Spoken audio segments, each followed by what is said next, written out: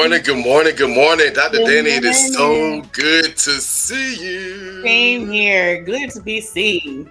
Yes, happy Monday morning. We are back, guys. Dr. Danny has the hair popping and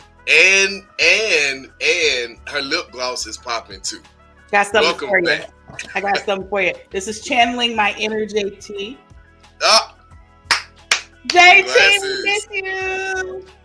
JT is saving the world again today, guys. So Dr. Danny and I are super, super excited to be back with everyone on this. I feel like it's about to be June. Yeah. We'll be celebrating Juneteenth momentarily. With that being said, guys, we have our very first, it's funny to say this, right? Our very first special guest host for the I Win Morning Show. However, um, this guest is no special guest to the morning show because she is actually the very first host of the I Win Morning Show. So we are so excited to have our sister Tanya on with us this morning. So we're gonna go ahead and bring her on now. So there are three squares on the block. Tanya, it is so good to have you Yes. back with the I Win Morning Show team. And tell the people a little bit about who you are and all that good jazz before we get right into our conversation. Well, good morning. And it's so happy to be home. I'm like Dorothy, I clicked 3 times and I'm home. So this is family and this is home. So good morning, Jason. Good morning, Dr. Danny. Good morning. My name is Tanya Winters, or Tanya Winters Buford, as I am known in some circles. I am a mother of 3 awesome and amazing sons and a yaya. I'm an Ima and a yaya. I have a grandson. I am an Atlanta area educator. I am a national lobbyist and advocate for educational rights and for families and children. But in the Atlanta area and a few others, I've been working in as an educator for the last 19 years. And now it's crazy, Jason, because I don't do that anymore in that way. I was working in family engagement, family and community engagement for about 19 years with local school districts, sought after to help raise and elevate platforms and that body of work. I left in January to work in the nonprofit sector, and I have not ever been happier. Just taking my calling into another area, and I simply love it. So I bring into this space with me Gertrude and Molly and Dolores and Callie and Jose and Emmett. Thank you. Awesome. Listen, Tanya, I love the introduction that Tanya does. I am always acknowledging the ancestors, so I love when people do introductions of those who are responsible for our beings here. So love that introduction. And guys, listen, we are super excited to have Tanya on. If you are tuned in, JT is saving the world. He will be back next week. But Tanya is our special guest host for today, and we are super, super excited. So let's get right into it. How was the weekend? Well, I mean, I will say it was a little different this year, Mhm. for obvious reasons. But what I find to be truly awesome is that both of you all met my mom at some point. Yes. Yes. So I would love to just celebrate what we did as a family this year because it really brought me so much joy and it brought the whole family so much joy. But we actually, for those who don't know, my mom passed last year. So this was the second Mother's Day without her here on this side. But you know what we did? This was the first year that we went to visit her gravesite. And we decided to bring some flowers. And now for those who are experts in this space, let me tell y'all something. Dr. Danny didn't know what she was doing. I was like, I don't know where to get flowers for a cemetery. So it was all like the simple things that you take for granted that you don't Yeah. know. So I did a little research and then we decided we'll do it our own way. So we incorporated flowers like we normally would. We would buy them because she bought flowers. But then we Yes. also incorporated flowers from her garden. And we created our own bouquet and we all made a contribution to the Yes. bouquet. And then we sat there and hung out with her and at the gravesite as well. It was my grandmother and other relatives. So we got to like clean the spaces, pray over everybody, pray with each other, laugh. Oh, it was awesome. And the sun was beaming on us in the morning. I mean, it got no better than that. That's All awesome. joy. Yeah, it was That's great. beautiful. And we're sending prayers to those who have lost children or lost their mom Yes.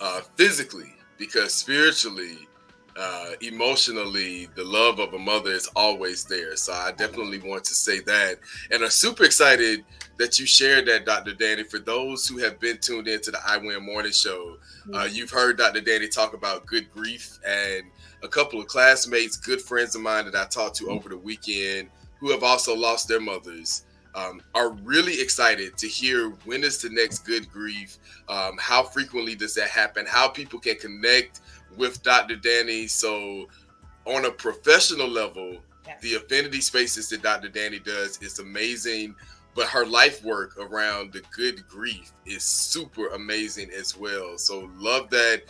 Dr. Danny, how can people connect with you just on a professional or everyday basis? Well, sure, Jason. If you follow Dr. Danny Speaks, that's a great way to start. I love connecting with people. Send me a message. I'm always available to make time for those who want the time and need the time and value my time. We can have a conversation easily. And I'll plug this in as well. As far as grief is concerned, I support people who are going through it because it's what I'm currently going through. But I found a space where I would love to coach people who are like on the other end of it, or people who are going, hey, I have a friend who lost somebody. I don't know what to do. What do I say? I am always open to help guide you as well. Awesome. All right, y'all heard the plug. Listen, it was a beautiful Mother's Day weekend. My brother-in-law's birthday was this week. The Allens have been partying all weekend. It was TJ's birthday. Shout out to my cousin Nikki, Events by Nicole. She's amazing. Did the decor for TJ's birthday on Saturday, which was really good. And yesterday, the Allen men, we celebrated the women in our family, and manicures, pedicures, live music, food. It was just beautiful.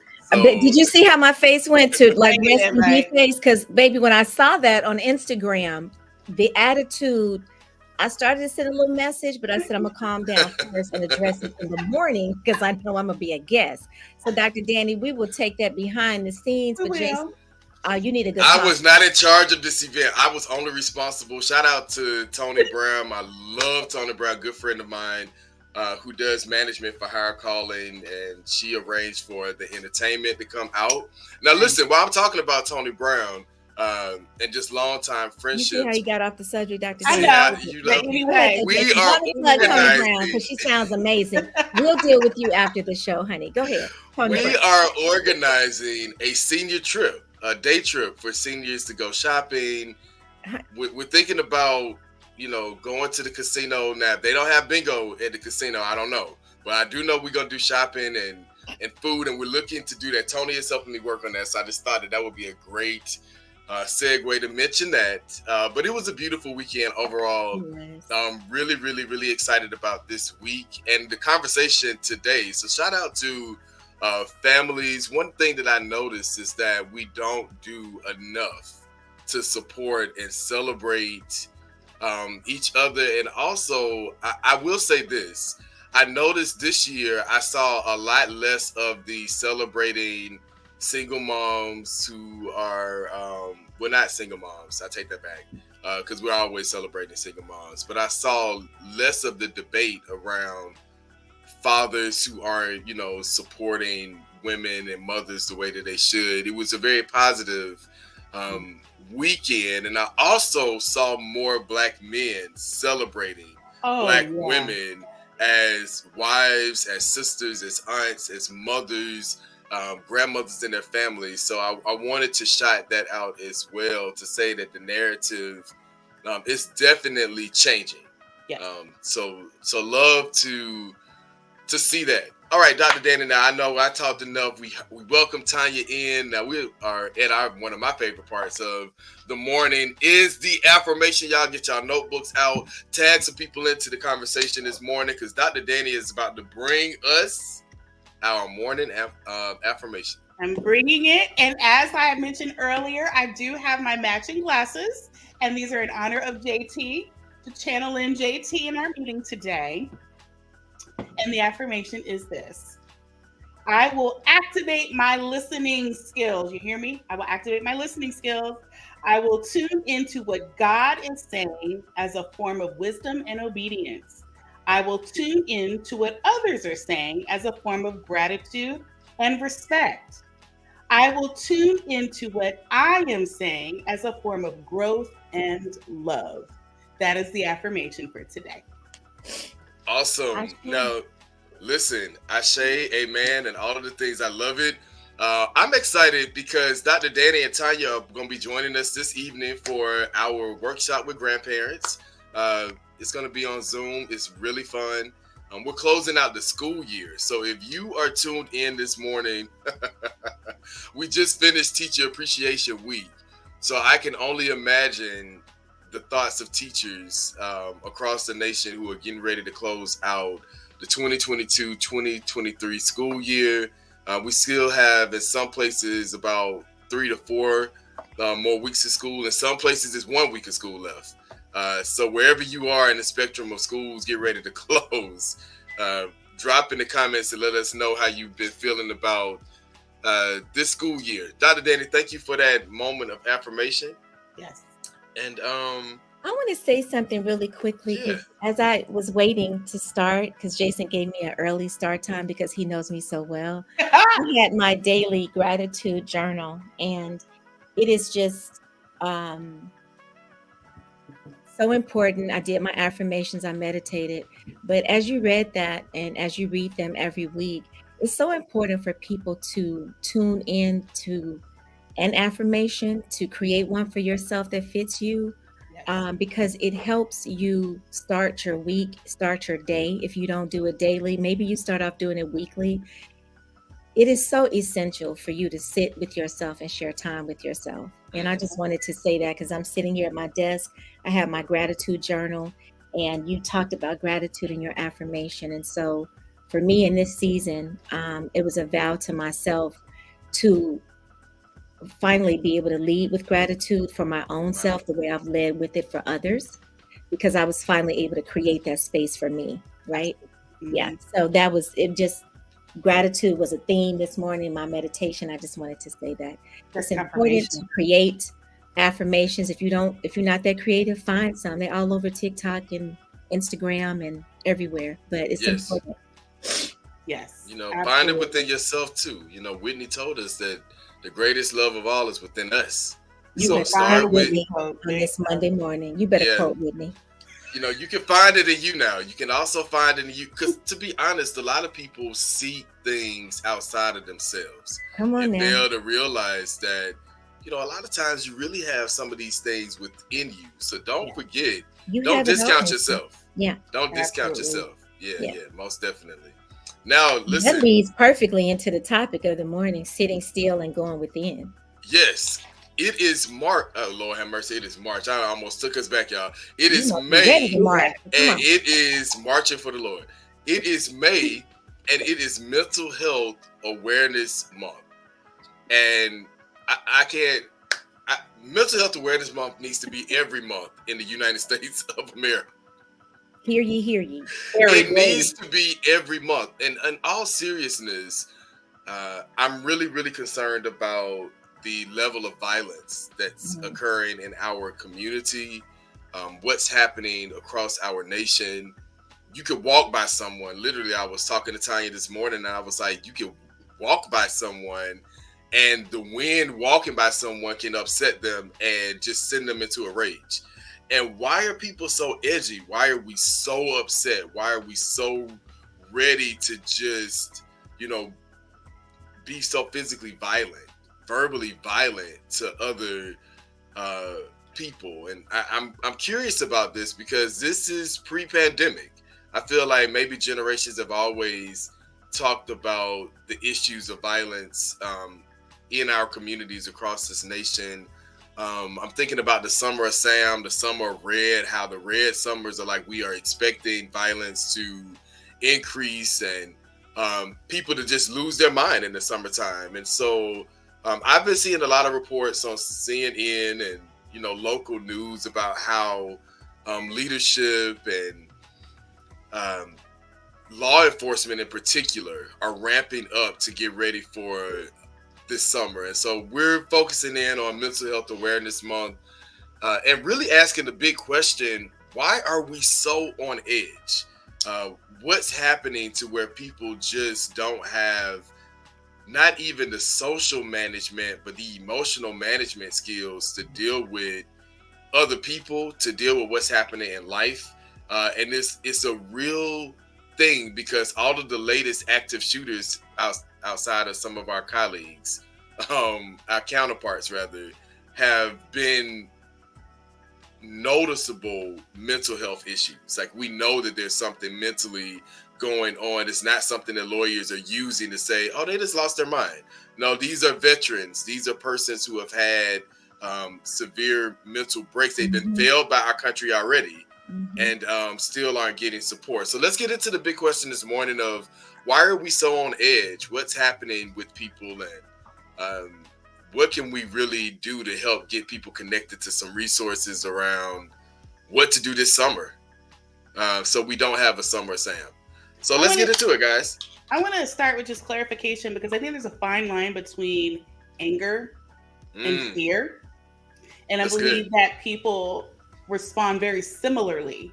So when we explore this more, I want us to be clear that the anger that you're seeing is a response to the fear that people have been feeling. And when people have not dealt with the fear, it's the manifestation that is really frightening, because we don't know how much has manifested, how much is being ignored, and people don't know how to address or even to acknowledge the feeling of fear. There's something about power when people can say I'm angry versus I'm scared.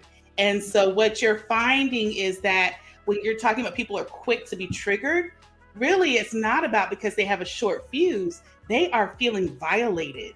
And so there's spaces where people are not being clear on boundaries because they don't know what boundaries are, because again, there's denial about owning what fear really is in their lives. So I just wanted to put that out there. So Dr. Dana just gonna take us in, not even a sermonette, but the affirmation was the sermonette. Now she just threw us in the conversation, which is amazing, because those are some great points. I almost want you to repeat those points, because the anger, the fear is so relevant. It's so real. How you laid that out, how it connects to control and feeling like I'm thinking about Janet. You got to be in control of what you're experiencing and going through. So I really love how you piece that together for us, and also acknowledging that, this has been going on, guys. So now how do we really make sure we're connecting the dots? One thing I would say, Jason, is that James Baldwin said it best, and I hope I'm not going to misquote my uncle, but to be Black in America is to be angry almost all of the time. And I'll go a step further and say that it's to be angry damn near 95% of the time, because I think what we're seeing it more in our own community manifest, because, the stress and anxiety is compounded by the psychological trauma of racism. So what you're seeing in our community is compounded trauma, right? It's like when you make these homemade explosives, or when you have like a tube to make these homemade bombs and things, you keep stuffing the gunpowder in and in and in.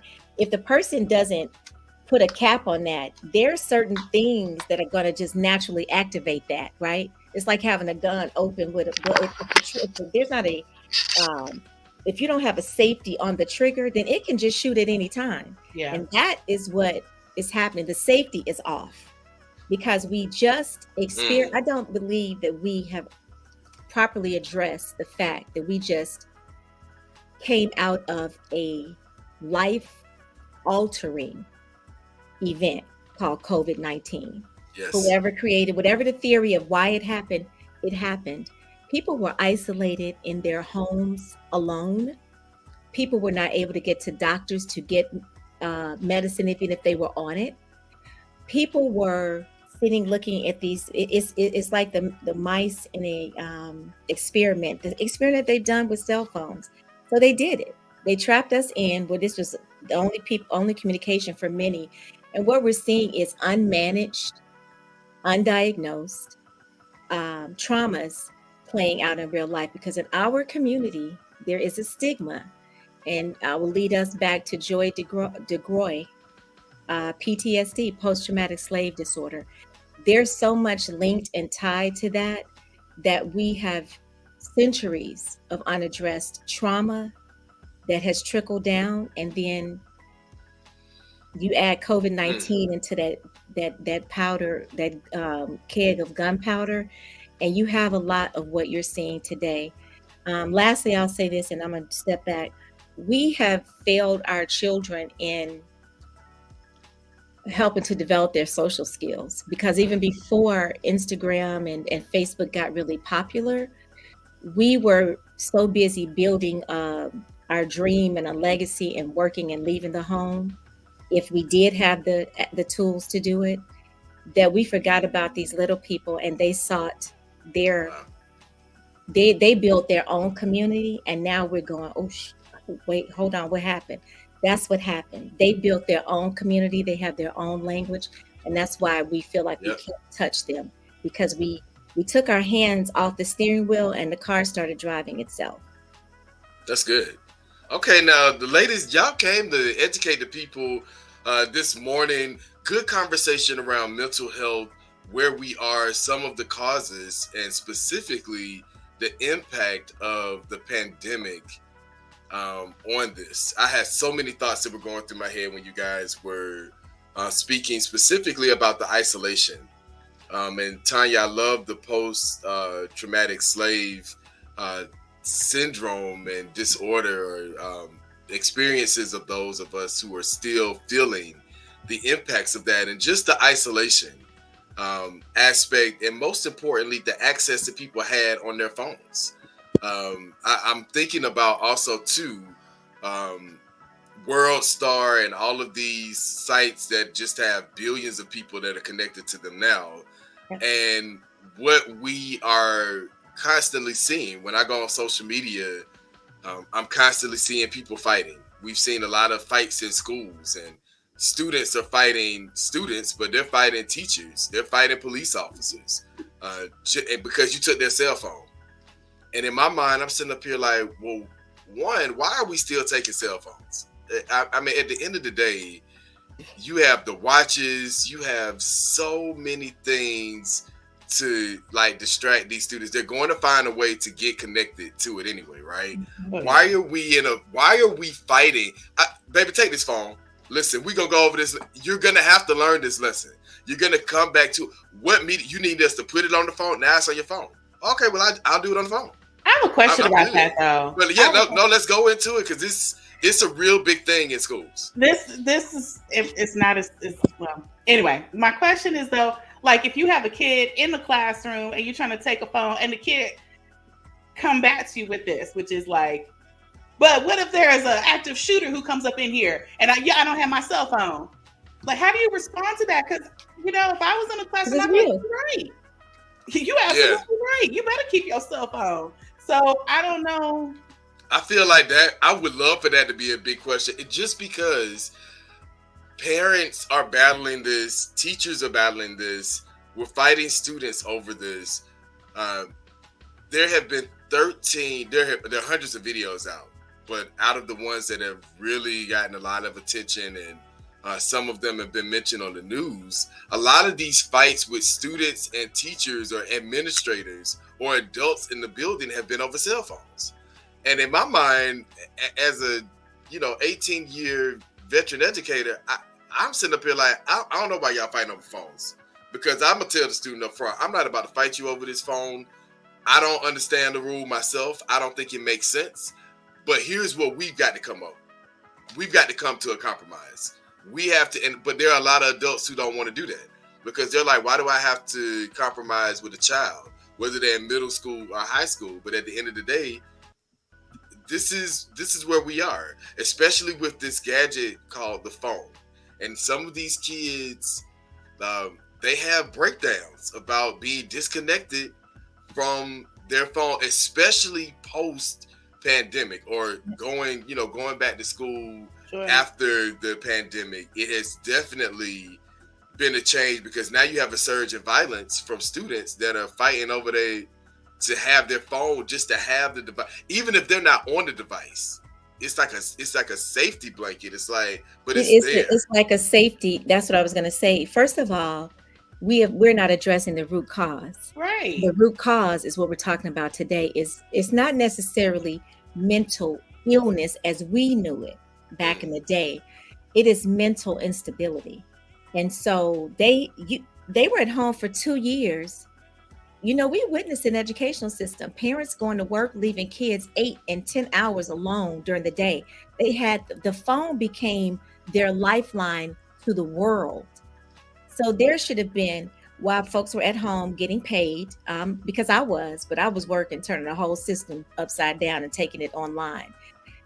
There should have been policies being made around this. That's why we need younger, more intuitive leadership on these boards to be able to forecast when it happened. You had a year and a half exactly to figure it out before school started back. How are we going to connect this to lessons?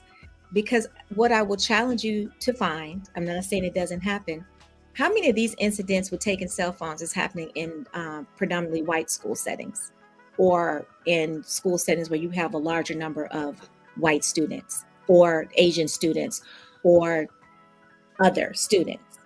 Why is it that we are late to the game in adding the technology needed for them to, go to your phone, a QR code, click it. All right, the lesson is on the phone. We will look on our phones and I will need you to interact with me. It is so simple. I don't understand why we continue to do our children a disservice. I said in the chat, it's a disservice. The school system is doing the teacher and the student a disservice. And then the parent, because now you're calling the parent off their job and irritating them over something that can be dealt with immediately. And that is technology. Well, Tanya, I will say this: those white kids need those phones because that's where the shootings are really happening. Exactly. They need those phones. They don't have the issue because they have figured it out. Have they figured it out? Is my question. What you figured out is that there's not even an issue of Asian-based schools or our white counterparts with cell phones, because do they have the same rules and obligations? Do they have the same regulations that our students have? The system is designed this way. So we know that poverty, we know that the school to prison pipeline is based off of discipline. So now that we're getting more reports in, because here's how this works, guys. We're talking about mental health. We're talking about why people are on edge. Our students see this as well. So you mean to tell me that we've been isolated for 2 years and then we're coming back to school as normal? And so when we come back to school as normal, we are seeing more police officers. Yep. We didn't have 3 or 4 police officers at schools before the pandemic. Now we have all of these police officers. When we come in, immediately these police officers who we don't know, we don't have relationships with, are saying, let me take your cell phone. That's my safety blanket. You're taking my safety blanket away from me before I even enter the school or before we've even had a conversation or built a relationship. It's intentional. And so we have to be intentional about what we're doing to better prepare students, teachers, and to be quite honest, changing policies in and out of schools, but also in the workforce. How are people being policed at work to where when you go to the airport, people are fighting?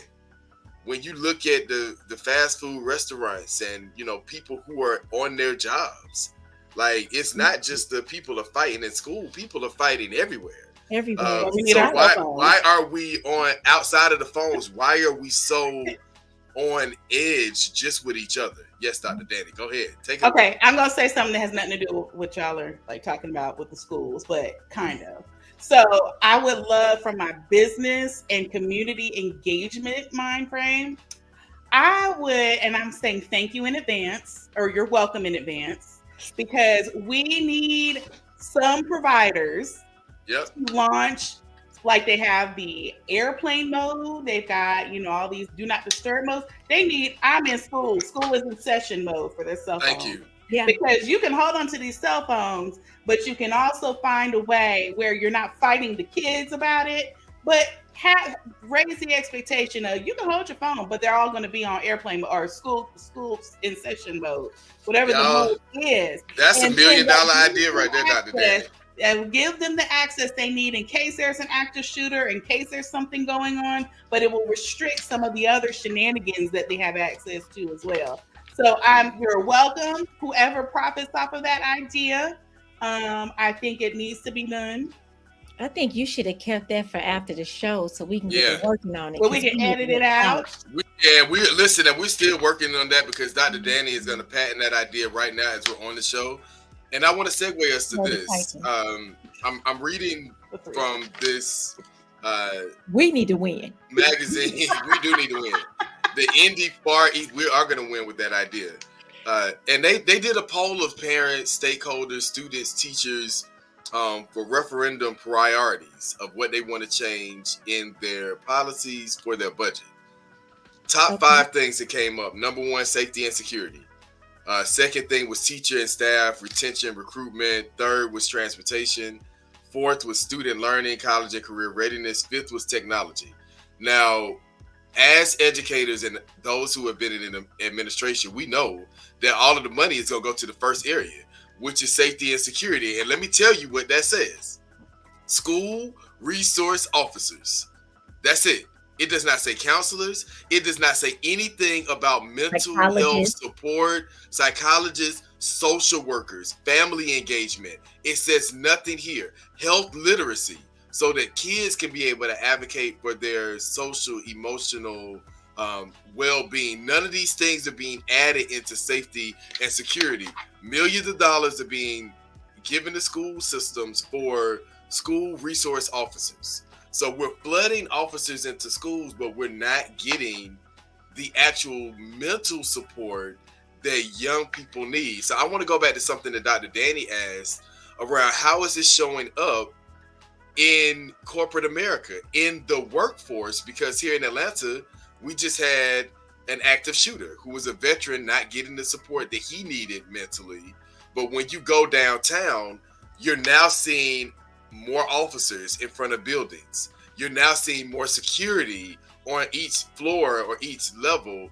But what is the mental support that we are providing to people who are at the workplace? So if you work in corporate America, if you work in healthcare or any businesses that have been impacted from active shootings, what is actually being done to support the mental health of employees and those that they are supporting? And I would love to hear from people who are outside of education. What is this looking like after we go through an active shooting? God forbid that it happens anytime soon again. We say that, but knowing that it's going to happen. But what I'm very curious about those who are not in education, what is happening for mental health support where you are? So if you're viewing this live, drop it in the comments, whether you're on Facebook or YouTube. We definitely want to know how is this showing up in the workplace? I'll tell you what I learned recently, where there are far more health providers that are now comping some of this type of service. It's not, I would say it's not excessively like out there. It's not out there to everybody. I'm sure it's the bigger companies that are creating these spaces, but be mindful that this might be just the beginning of what might change the culture of how we address support in these areas. But I ask all of you to contact your health providers and ask them what type of coverage they carry as it pertains to this type of service. That's good. It might be out there and we just don't know what to ask. I also put in the chat for mental wellness support. You can go to atherapywellness.com and you can find providers, sliding scale, some free, Because, and then I want to give a shout out to our sister, Taraji P. Henson. And I shouldn't even say that without looking. I can't even think of the organization name. The Boris P. Henson Foundation. I want to say it's her father's foundation.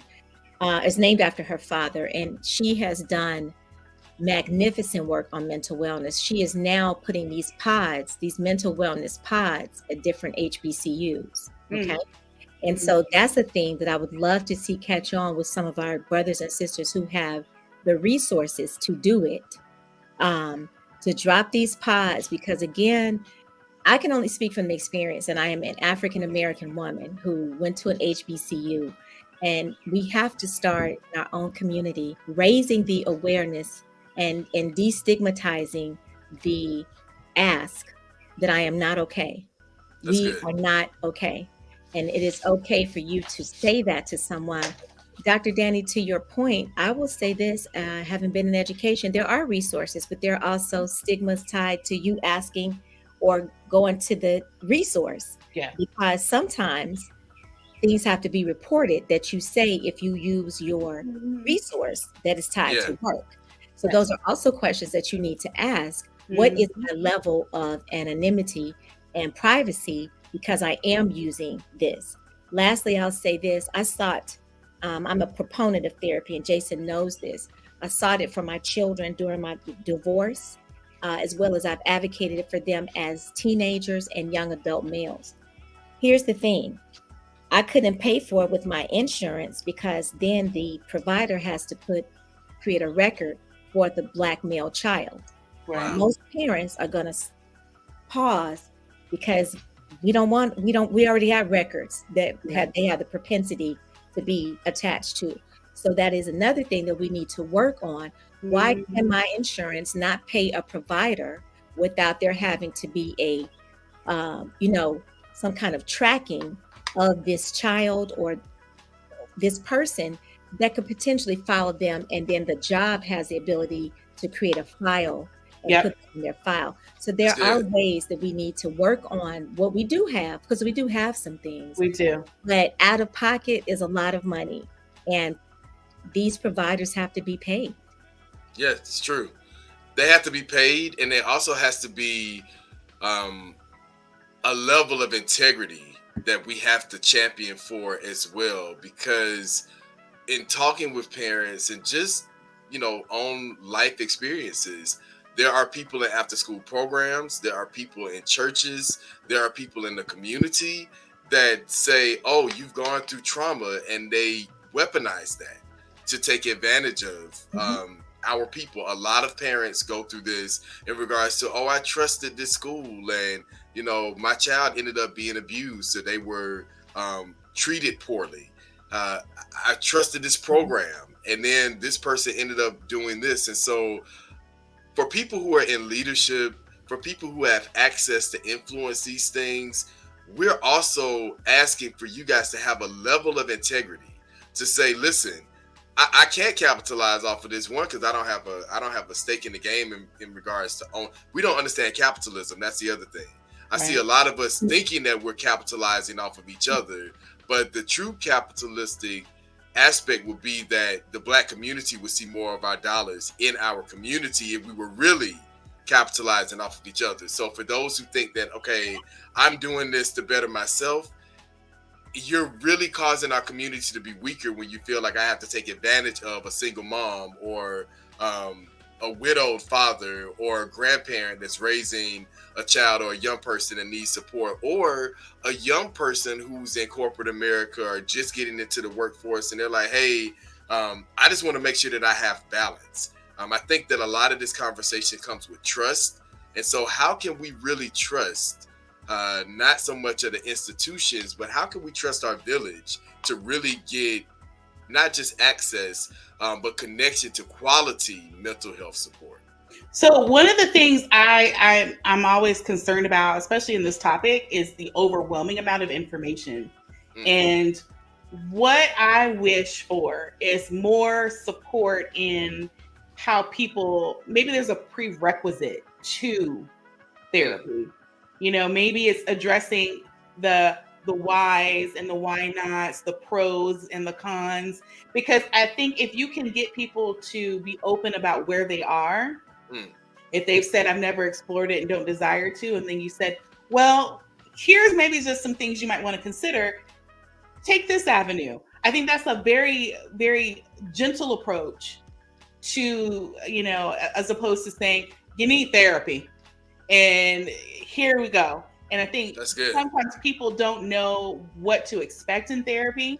They don't know what they can gain out of it. They don't know how to approach it where, there's sometimes when therapy goes wrong. I am a witness to that.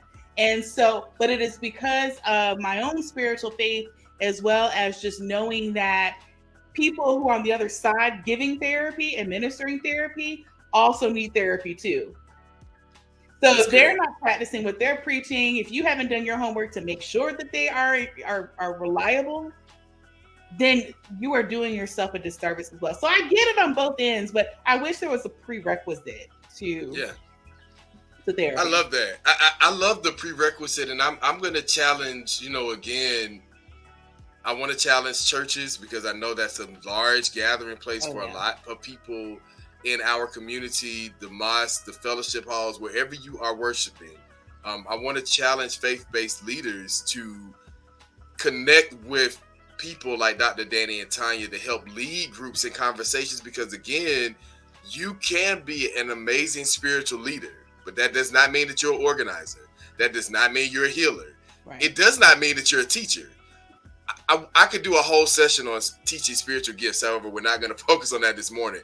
But I want people to understand that we have to be able to build this within our village, and really get people help. Because the other part and piece to this, I want to take something from Dr. Danny's Good Grief. Is that when you go through traumatic experiences in life, when you're going through grieving processes, because there are a lot of people who are grieving and it's showing up as alcoholism, it's showing up as anger, it's showing up as being verbally abusive to your spouse or others, because you're really trying to figure out, how do I fill this void that I've never had before, and I don't really know how to fill that. Everybody handles things differently. And one of the things that Dr. Danny mentioned was that we really have to allow people to navigate through their own journey. Because sometimes we think that, if I just give you this pamphlet, boom, you have quick information, just go and do it and it's going to work for you. But the application may not work for everybody. The sit down may not work. Sometimes you may have to have an intervention right in the gas station. But we have to be intentional about that. And so I want to end my comment on saying it's the intentionality that Dr. Danny has brought up with the work that she's doing, and also just in the conversation. Being intentional about what we're doing, and also even what Tanya is doing, being intentional about the resources that people are being connected to, because again, everything doesn't work for everyone. You're muted, Tanya. Yeah.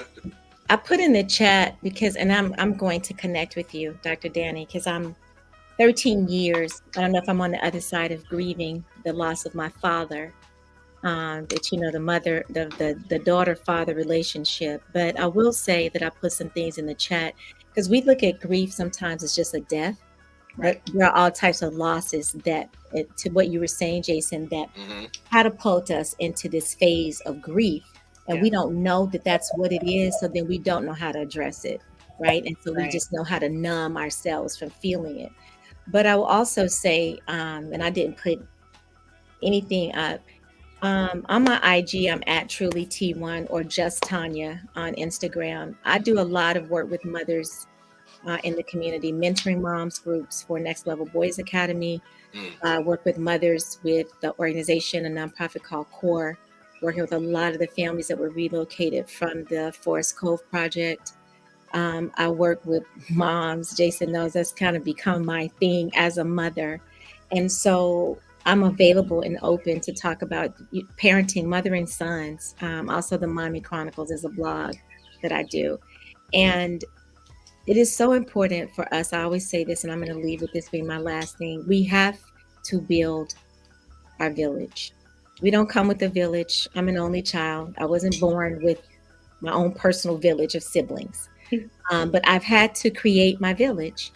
And these are two people who are and have been a part of my village because I seek people to staff my weakness as a parent, as a woman, as a person in the world, as an educator, because I don't know everything. I implore you to find a village. We will help you build a village. These three people right here, JT4, you have to have someone. You cannot go through this thing called life alone. That's and good. It doesn't always work out the way we planned, but you can create your own village. You have that power to create a village. Last thing. You said something about anger and power. I would have us look at the spirit of this country that was built on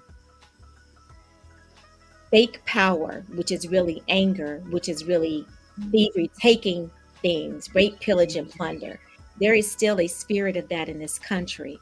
And now it has been loosed in our community as well. But you said it most. When I have been violated and I cannot trust anyone, then I get mad. And what we've learned that as a part of this country's constitution, and when I get mad, I shoot, I kill, I lash out. And that is also what we're seeing, that they're powerless, taking their power back in ways that are not good. All right. Come on and bring in the spiritual and the politics. I like that because it's so true. And I couldn't have said it better. Dr. Danny. Well, mine ain't that deep, but it is relevant. So, because, Dr. Danny is single. And so I just want to say, where they need to ask that question about mental health and therapy is right under what's your faith? Do you believe in a higher power? Do you also believe in therapy? Describe how you approach therapy. That needs to be on every dating app, no lie. Because we go back to this trauma.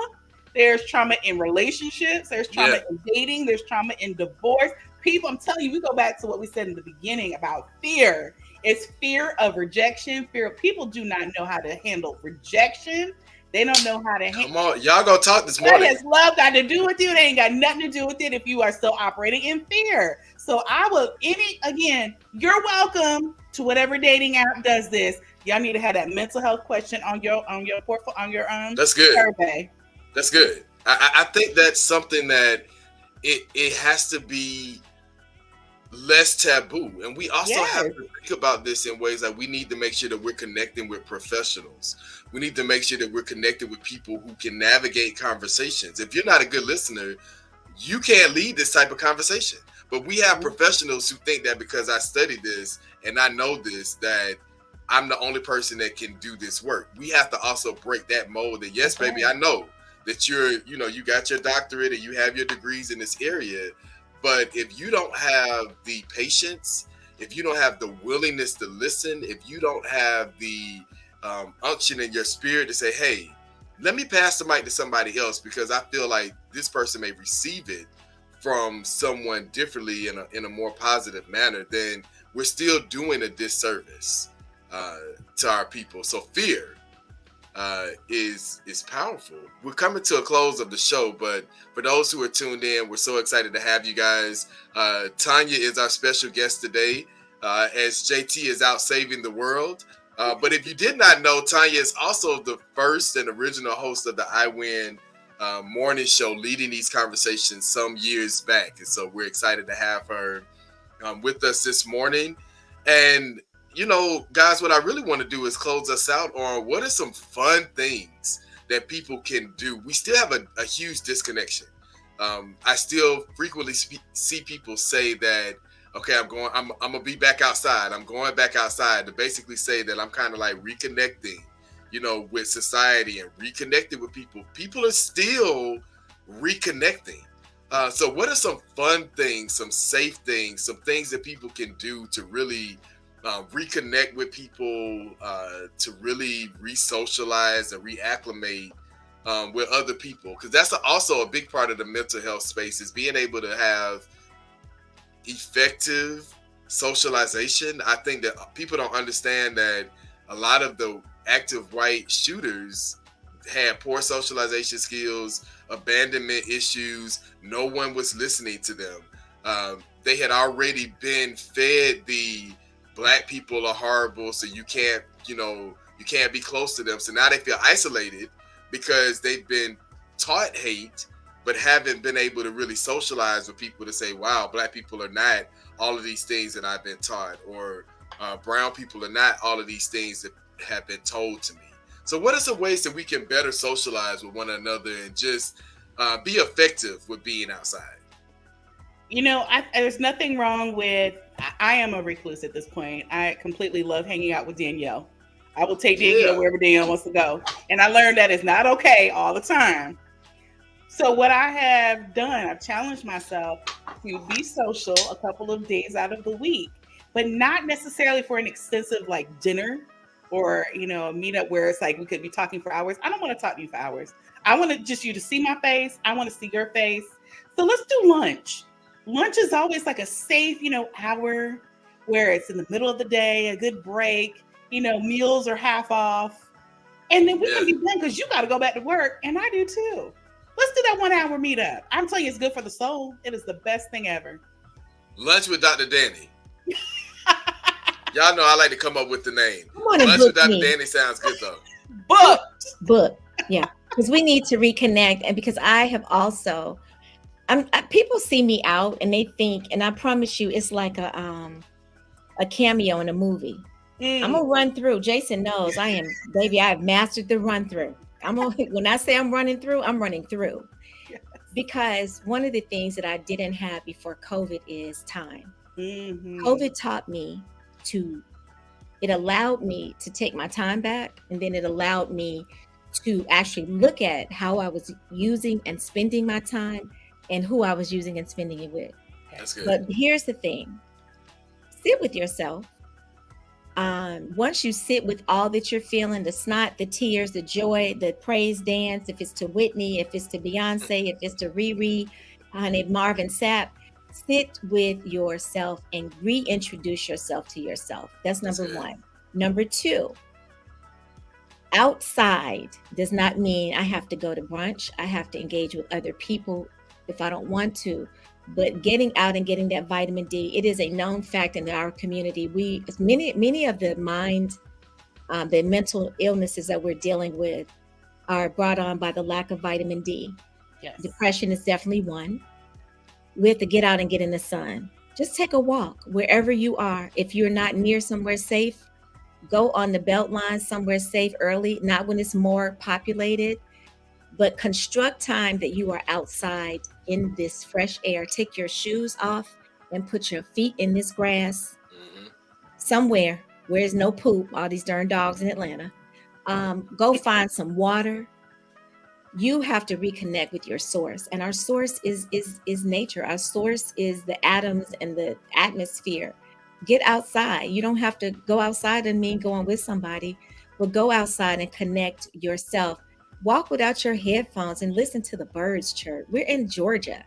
Yeah. Nature is around us everywhere we look. Go to the garden. Bring your pepper spray. Just bring your pepper spray. Baby, bring your pepper spray everywhere you go. You better take a walking stick with you.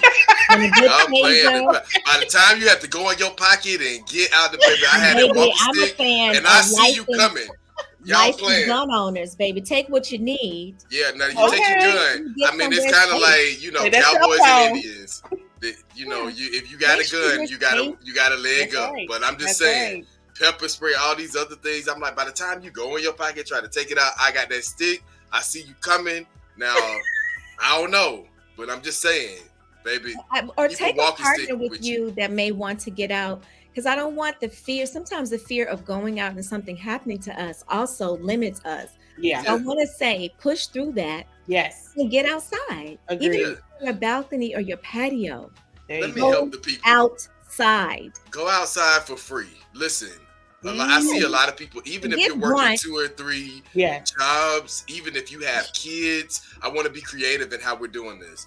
Even if you go to your friend's house, your friend has 2 kids, you have 3, y'all get in that small space in the backyard, letting the kids run around, give them a ball, put them devices away, and then y'all take that, even if it's 20 minutes, you got a wine cooler or whatever, and y'all sit, chat, talk about the fathers, talk about the work, whatever it is, but just have that moment to talk outside. Yeah. You know, in the sun, it's you didn't have to spend no money. Now the kids may need some snacks, they may need some water, but again, it's just going to your cousin's house, going to your neighbor's house, going to be around people. Say, listen, hey, we're gonna be right up here in Mosley Park. It's free. If you park on this side, you're gonna be able to get in, let these kids run around. The ice cream truck may ride on through. I mean, we got to be able to go back old school too. Adult play date. And find some things, collaborate. It's like, okay, listen, your mama love kids. She don't have nothing to do. Okay, well, we gonna meet over there in about an hour because she gonna say, listen, I'm gonna cook dinner for the kids. It's 10 of them over here. It's okay. Because there are people who love that. Yeah. People who don't have kids, it's like, if you bring the kids over here, I'm gonna cook. I'll have them for 2 hours. And the parents outside in the back, they like, okay, we're going to go and run some errands and come back. Because you got to create a village. You have to create safe spaces because we know we live in America. We know people crazy. They were crazy before the pandemic. Just because some people just choose to be crazy. We all crazy. We all got God bless it. Everybody got we all got it. It shows up when we need it. Yeah, it shows up. However you want to define it. But just be creative, people. Get out here and be creative.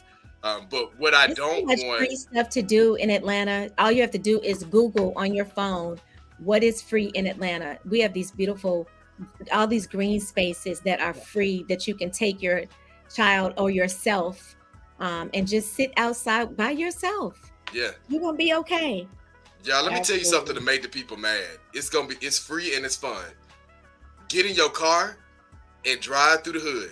And you're gonna see a church. You're gonna see a church that have a festival. Baby, I'll go to this church, but I'm finna pull up. Hey, y'all, look, it's a spirit. You gonna see a church having an event. You get out, take the kids. Yeah. You're gonna see one person, you just wave at them, and they're gonna be like, that's my cousin. And then I'm telling you, go through your community and see like, oh, somebody having an event. The nonprofits are sponsoring something. They having an award. Okay, you having an awards for your kid. We just finna show up. Hey, did the kids want something to drink? Because you got to think, it's something about Black mamas. It's something about our culture. Yeah, I saw you come up. Now, I ain't never seen you at our church before. But do y'all want some water? You came to this school event. Hey, we got some ice cream. Do y'all want something? Because that person is going to always be there. So just get out and ride through your community. And if you see people gathered and they look like they having a good time, then, hey, we coming up to have a good time too. And so that's how you also can build village, build community. We just got to do more, y'all, to really see the beauty of, Tanya put this in here and I didn't even read this until right now. See the beauty of living. There is beauty out there in the midst of all of the ugly, crazy things that are happening. We sustain our mental health by finding the beauty and joy in things. So maintain your joy, find something beautiful. It is 8:16, so we are getting ready to head on out. But them are some free tips, y'all. Those are actually a lot of good ideas, and I want to hear what y'all doing. I want somebody next week to tune in and say, listen, you were right. I rode through my community and I pulled up on 3 events, and it was awesome. Or my friends and I got together and we said we're gonna do this every week, and each week somebody gonna do the snacks for the kids because we building our own village. So let's do it, people. Tanya, yes, go ahead, y'all. I just want to say, for those who are still traumatized and working through their Freaknik issues right now, just tread lightly on what we just recommended today. When you go and pull up, this doesn't mean turn into another Freaknik now. Just be mindful. We're still dealing with the first Freaknik issues, okay? All right, the documentary. Listen, we finna get out of here, y'all. I don't know if you watched Power and the Elite episodes. Now, I haven't seen them because I'm faithful to wait until they come out. I don't know, but I don't even want to talk about it. I ain't even gonna talk about it. But y'all, this was a great conversation. Tanya will be back. Our last show, y'all listen. Our last show is coming up. I want to say, Dr. Danny, is it the 15th or the 19th? It's got to be the 15th because I got somewhere to be on the 19th. Yeah, it's the 15th. And she's like, I got something to be on. The 19th is also Juneteenth, y'all. But in all seriousness, the 15th, we're going to be live. I Win Morning Show. Tanya is coming out. Everybody's going to be there because we're going to be in person. We're going to be at one of the foundation's partners' breakfast spots. Yes. The Akins Foundation. So we will definitely be at their breakfast spot. And we're looking forward to the last show of this comeback season of the I Win Morning Show. So again, everybody, thank you guys for being connected with us today. Tanya, we are so excited to have you as a special guest and to be back. Other than that, guys, we gotta get out of here because we gotta be on at 6 o'clock this evening with the grandparents and getting them excited and ready for the summer. Look, 8:30 meeting. Okay. If you are interested, you better hit us up and get connected to the It's gonna be a part 2 of this conversation tonight. But listen, guys, we love y'all. Wakanda forever. Bye. Peace. Tune in next week, 7:15. I Win Morning Show. We love you. Let's win today, guys.